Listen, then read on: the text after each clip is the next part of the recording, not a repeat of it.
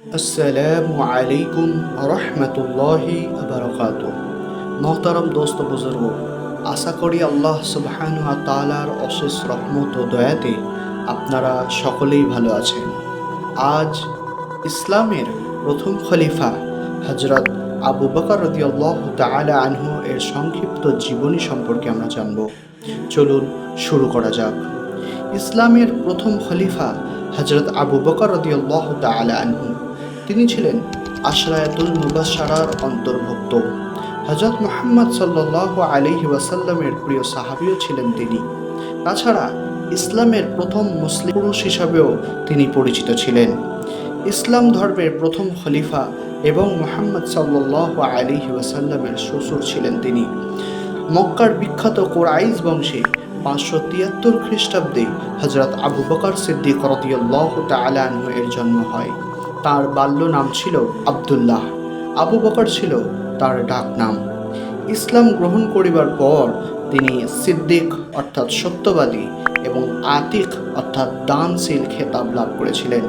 আবু বকরের পিতার নাম ছিল ওসমান, কিন্তু ইতিহাসে তিনি ছিলেন আবু কুহাফা। তার মাতার নাম ছিল উম্মুল খায়ের সালমা। আবু বকরের পিতামাতা উভয়েই বিখ্যাত কুরাইশ বংশের তাইমি গোত্রের লোক ছিলেন। তার মা প্রথম দিকে ইসলাম ধর্ম গ্রহণ করেন এবং পিতা হিজরির 6ম বৎসরে ইসলামে দীক্ষিত হন। হযরত আবু বকর রাদিয়াল্লাহু তাআলা আনহু এর প্রথম স্ত্রী ছিলেন উতাইলাহ বিনতে আব্দুল উজ্জা, যিনি তালাকপ্রাপ্তাও ছিলেন। উম্মে রুকমান, আসমা বিনতে উমাইস, হাবিবা ইবনে খারিজা, এগুলো হলো তার স্ত্রীর নাম। এবং তার সন্তানদের নাম ছিলেন আবদুল্লাহ ইবনে আবি বকর, আব্দুর রহমান ইবনে আবি বকর, মুহাম্মদ ইবনে আবি বকর। এবং তার কন্যাগুলির নাম হলো আসমা বিনতে আবি বকর, হযরত আয়েশা রাদিয়াল্লাহু তাআলা আনহা, উম্মে কুলসুম বিনতে আবি বকর।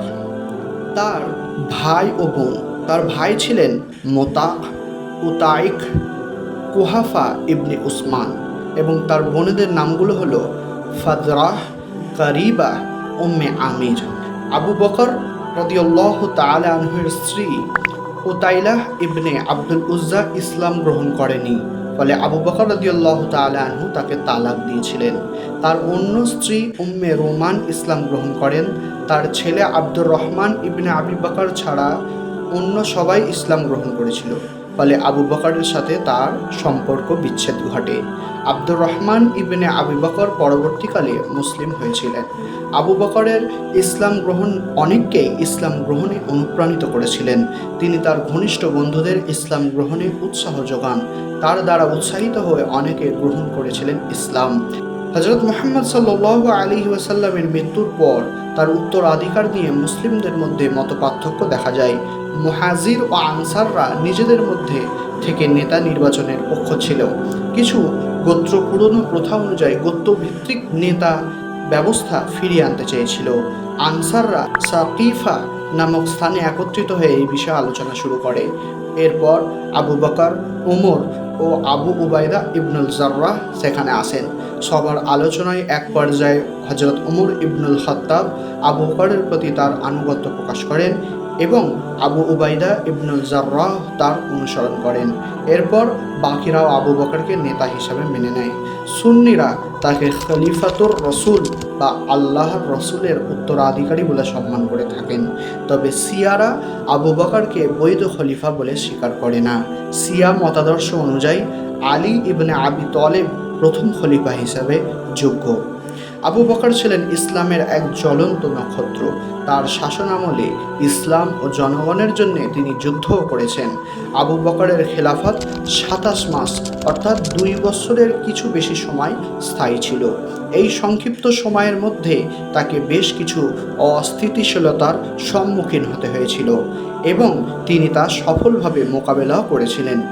নতুন নবী দাবিকারী বিদ্রোহীদেরকে তিনি রিদ্ধার যুদ্ধে দমন করেছিলেন। তিনি বাইজেন্টাইন ও সাসনীয় সাম্রাজ্যের বিরুদ্ধে অভিযান পরিচালনা করেন, যা ইতিহাসের মোড়কে ঘুরিয়ে দিয়েছিল। পরে ওমর ইবনুল খাত্তাব ও ওসমান ইবনে আফফান এই অভিযানে অব্যাহত রেখেছিল। এই সব অভিযানের ফলে মুসলিম সাম্রাজ্য কয়েক দশকের মধ্যে শক্তিশালী হিসাবে আবির্ভূত হয়। খলিফা হওয়ার পর তিনি অন্যদের পরামর্শক্রমে তার কাপড়ের ব্যবসা ছেড়ে দেন এবং রাষ্ট্রীয় কোষাগার থেকে ভাতা গ্রহণ করতেন। এই মহান খলিফা শুধু জীবিত অবস্থায় নয়, মৃত্যুর পরেও সকলের চোখের মণি ছিলেন। 634 সালে 23 আগস্ট অসুস্থ হয়ে পড়েন। অসুস্থতার মাত্রা বৃদ্ধি পাওয়ায় তিনি বিছানায় শায়িত অবস্থায় থাকেন। আবু বকর তার উত্তরসূরি মনোনীত করার জন্য প্রয়োজনীয়তা অনুভব করেন, যাতে তার মৃত্যুর পর মুসলমানদের মধ্যে সমস্যা দেখা না দেয়। অন্যান্য সাহাবীদের সাথে পরামর্শ করে তিনি ওমর ইবনুল খাত্তাবকে উত্তরসূরি হিসাবে নিয়োগ করেন এবং 634 সালে 23 আগস্ট আবু বকর রাদিয়াল্লাহু তাআলা আনহু মারা যান। হযরত আয়েশার ঘরে হযরত মুহাম্মদ সাল্লাল্লাহু আলাইহি ওয়াসাল্লামের পাশে তাকে দাফন করা হয়। ইসলামের এই প্রথম খলিফা চির স্বর্ণাক্ষরে ইতিহাসের পাতায় লেখা থাকবে তার নাম। আজ এত অবধি, আবার পরবর্তীতে আরেকটি খলিফার জীবন কাহিনী শোনানো হবে ইনশাআল্লাহ। আসসালামু আলাইকুম ওয়া রাহমাতুল্লাহি ওয়া বারাকাতুহু।